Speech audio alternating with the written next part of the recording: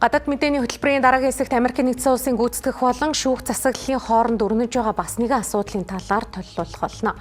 Америкийн нэгдсэн улсын ерөнхийлөгч Дональд Трамп болон тус улсын төв банкны хооронд харилцаа саяхны хүртэл тун хурцдмал байсан. Энэ нь бол нууц шим. Тодорхойлбол Трамп инфляцийн эсрэг тэмцэх нэрийдлээр төв банкны бодлогын хүүг хурдан бөгөөд огцон бууруулахыг удаадаараа шаардаж институцийн хараат бус байдалд халдсаар ирсэн юм.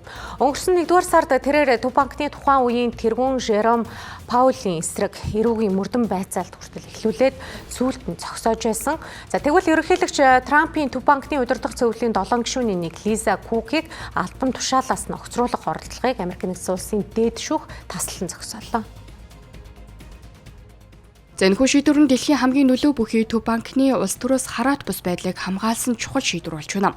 Шүүгчид 5-аас 4 гэсэн харьцаагаар ерөнхийлөгчийн эсрэг санал өгчээ.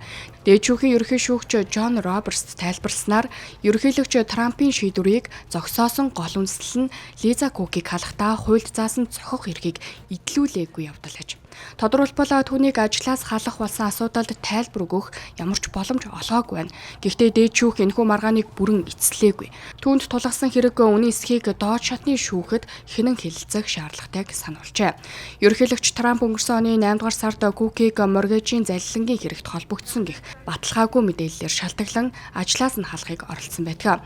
Харин Кук үүнийг эрс ницаасан. Тэрээр үүнийг мөнгөний бодлого дээр санал зөрчилснөөс үүдэлтэй цэвэр улс төрийн шахалт хэмээн тайлбарласан юм.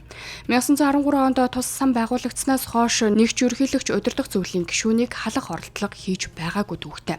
Лиза Кук дээд шүүхийн шийдвэрийг баяртайгаар хүлээн авснаа илэрхийлээд төв банк улс төрийн дарамтаас ангид байх ёстойг шүүх батлан харууллаа. Би бодлогын хүний талаарх аливаа шийдвэрт санал өгөхдөө ерөнхийлөгчийн шахалтанд хизээж бууж өгөөгүй бөгөөд Америкийн нэгдсэн улсын ард түмний эрх ашигт юу нийцэн түүний үндсэн дээр л шийдвэр гаргаж байна гэжээ. За гисэн хэдий ч ерөнхийлөгч Трамп дээд шүүхийн шийдвэртээ эвлэрсэнгүй. Тэрээр өөрийн цахим сүлжээнд дээд шүүх уг нь асуудлыг зарчмын хувьд эсэргүүцээгүй зөвхөн процессын хувьд л буцаалаа гэж мэдгдсэн. За мөн буруутай үйлдэл хийсэн хүмүүсийг чухал шийдвэр гаргах түвшинд байлгахгүй тулд дараагийн арга хэмжээг нэн даруй авна гэдгээ анхаарууллаа. Гэхдээ дээд шүүхээс бас нэг сонирхолтой шийдвэр үүнтэй зэрэгцэн гарсан нь олон анхаарлыг татаж байна. Холбооны худалдааны комиссийн гишүүн Ребекка Слотерийн огцруулсан Трампын шийдвэрийг дээд шүүх 6-аас 3 харьцаатайгаар дэмжиж баталгаажуулжээ. Хэдийгээр тэд төв банкны хараат бус байдлыг хамгаалсан ч ерөнхийлөгчийн бусад агентлагийн тэргүүнүүдийг огцруулах эрх мэдлийг инхүү өргөжүүлсэн байна. За энэ нь Америкийн нэгдсэн улсын ерөнхийлөгчийн эрх мэдэлд шүүхээс тавьсан 1935 оны хязгаарлалтыг халсан түүхэн шийдвэр болж байгаа бөгөөд харин энэ шийдвэрийг Трамп ерөнхийлөгч нааштайгаар хүлээн авч буйгаа мэдгдсэн юм. За ийхүү Америкийн нэгдсэн улсын дээд шүүх төрийн байгууллагуудын хараат бус байдал болон ерөнхийлөгчийн гүйцэтгэх эрх мэдлийн хязгаарыг дахин шинээр тодорхойлж өглөө.